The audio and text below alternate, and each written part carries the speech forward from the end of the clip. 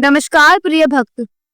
आज मैं आपको एक ऐसी दिव्य कथा सुनाने जा रही हूँ जो बताती है कि माता लक्ष्मी ने क्यों भगवान गणेश को अपना पुत्र बना। इस कथा को अंत तक अवश्य सुनिए, क्योंकि ये केवल कहानी नहीं बल्कि जीवन की एक गहरी सीख है। एक बार वैकुंठ लोक में माता लक्ष्मी अपने स्वर्ण सिंहासन पर बैठी हुई। चारों ओर ऐश्वर्य, संपत्ति और वैभव फैला हुआ। स्वर्ण महल, चमचमाते रतन, गूंजती हुई घंटियां, आकाश में गूंजता संगीत, सब कुछ ऐसा था कि जिसे देखकर कोई भी ये कहे कि माता लक्ष्मी से अधिक भाग्यशाली कौन हो सकता है। मगर उस दिन लक्ष्मी जी के मन में कुछ अजीब सा चल रहा था। वह बार बार यही सोच रही थी कि आखिर उन्हें क्यों ऐसा लग रहा है कि उनके जीवन में अभी भी कुछ अधूरा है।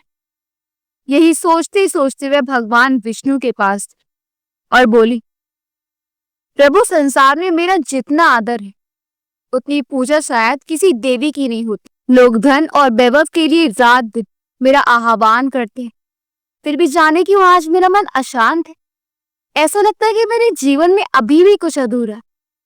भगवान विष्णु मुस्कुराए मगर सामने कुछ नहीं बोले। लक्ष्मी जी ने फिर निवेदन किया, प्रभु, क्या सच में मैं अपूर्ण हूं? भगवान विष्णु बोले, देवी, संसार में किसी भी स्त्री का सबसे बड़ा गौरव उसका मातृत्व होता है। जब तक वह मां नहीं बनती तब तक उसके भीतर की पूर्णता जागृत नहीं होती। आप चाहे संसार की देवी हो या किसी महल की महारानी, मां बनना हर स्त्री की सबसे सुंदर उपलब्धि होती है। ये सुनकर लक्ष्मी जी स्तब्ध रहे थे। कुछ पल तक वह कुछ नहीं बोली, फिर धीमे स्वर में बोली, आप ठीक कहते हैं प्रभु, मैं धन देवी हूं, मगर मेरा कोई पुत्र नहीं है। शायद इसलिए मैं अपने आप को आज अपूर्ण महसूस कर रही हूं। भगवान विष्णु ने कहा, इसमें दुखी होने वाली कोई बात नहीं।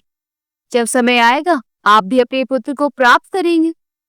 इधर लक्ष्मी जी के मन में मातृत्व की भावना हिलोरे लेने लगी। वह प्रतिदिन यही सोचती कि काश उनका भी कोई पुत्र होता जिसका वह माथा चूम सके, किसी वह गोद में उठाकर आशीर्वाद, जिसका भविष्य सवार। कुछ समय बाद एक दिन कैलाश से भगवान गणेश वैकुंठ पधार। छोटा सा गोल मटोल शरीर, हाथ में लड्डू, सरल मुस्कान। जैसे ही वे महल में आए, उनके आगमन की खुशी से सारा वातावरण खिल उठा। गणेश जी को देखकर माता लक्ष्मी के हृदय में मासा वात्सल्य उमड़ पड़ा। वे दौड़कर उनके पास आई और बड़े प्रेम से बोली, गणेश, तुम्हारा स्वरूप कितना प्यारा है। तुम्हें देखकर तो मुझे ऐसा लगता है जैसे मेरा दिल प्यार से भर गया। गणेश जी झुककर प्रणाम करते हुए बोले, माते, आप धन की देवी हैं, मैं तो बस आपका आशीर्वाद लेने आया हूं। लक्ष्मी जी ने मुस्कुराते हुए कहा, अगर मैं मां हूं तो तुम मेरे पुत्र क्यों नहीं बन जाती। गणेश जी थोड़ा चौंके, बोली, माँ पार्वती तो पहले से ही मेरी माता है, मैं उनका पुत्र हूँ, आपका पुत्र कैसे बन सकता। लक्ष्मी जी बोली, मैं तुम्हें जन्म देने वाली माँ नहीं बनूं, पर क्या तुम मुझे गोद लेने वाली माँ के रूप में स्वीकार नहीं कर सकती। मेरे पास धन संपत्ति है, लेकिन पुत्र के बिना मैं अधूरी हूँ। तुम्हारा सरल हृदय, तुम्हारी बुद्धि और शुभता देखकर मेरा मन चाहता है कि तुम मुझे मां कहो। गणेश जी ने थोड़ी देर सोचकर कहा, यदि आप सच्चे हृदय से मुझे अपना पुत्र बनाना चाहते तो आपको मना कैसे कर सकता। पर एक बार आपसे निवेदन करना चाहूंगा। मैं माता पार्वती और पिता शिव का पुत्र हूं, इसलिए आपको वचन देना होगा कि इससे उनका मन आहत ना हो। लक्ष्मी जी भावुक होकर बोली, मैं तुम्हें अपने पुत्र के रूप में गोद लेती और तुम्हें आशीर्वाद देती हूँ कि जहां भी मेरी पूजा होगी वहां तुम्हारी पूजा सर्वप्रथम होगी।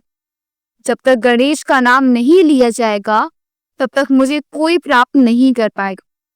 गणेश जी ने यह भी कहा कि यदि माँ लक्ष्मी मुझे अपना पुत्र बनाकर इतना बड़ा सम्मान दे रही है तो मैं वचन देता हूँ कि मैं उनके हर भक्त के घर में शुभ बुद्धि, सौभाग्य और मंगल भरूंगा। कि यदि किसी घर में बिना मेरी पूजा के केवल लक्ष्मी जी को बुलाया गया तो वह धन टिकेगा नहीं।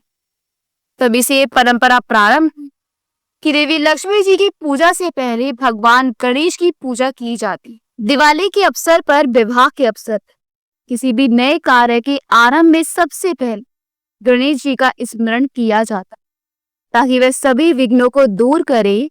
और फिर लक्ष्मी जी पधारती ताकि धन और समृद्धि प्रदान कर। लक्ष्मी जी ने इस प्रकार गणेश जी को गोद लेकर ना केवल अपने जीवन की पूर्णता प्राप्त की, बल्कि एक संदेश भी दिया कि संसार में धन तभी श्रेष्ठ होता है जब वह शुद्धता और बुद्धि के साथ।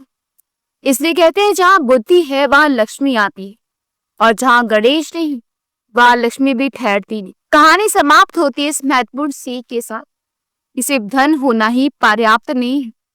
धन की अगर शुभ बुद्धि ना हो तो वह धन अनर्थ भी कर सकता है। ठीक वैसे जैसे बिना दीपक के ज्योति नहीं दिखाई देती, वैसे बिना गणेश जी के लक्ष्मी जी की कृपा भी स्थायी नहीं रहती। तो मित्रों, आशा है ये पावन कथा आपके मन को छू गई हो। अगर आप चाहते हैं कि ऐसी धार्मिक कहानियां और भी आपके घर तक पहुंचती रहे, तो कृपया इस वीडियो को लाइक करें, कमेंट में जय लक्ष्मी गणेश लिखें और चैनल को अभी सब्सक्राइब करके घंटी का निशान दबा दें। आपके लिए बहुत सारी शुभकामनाएं। जय श्री हरि, जय लक्ष्मी गणेश।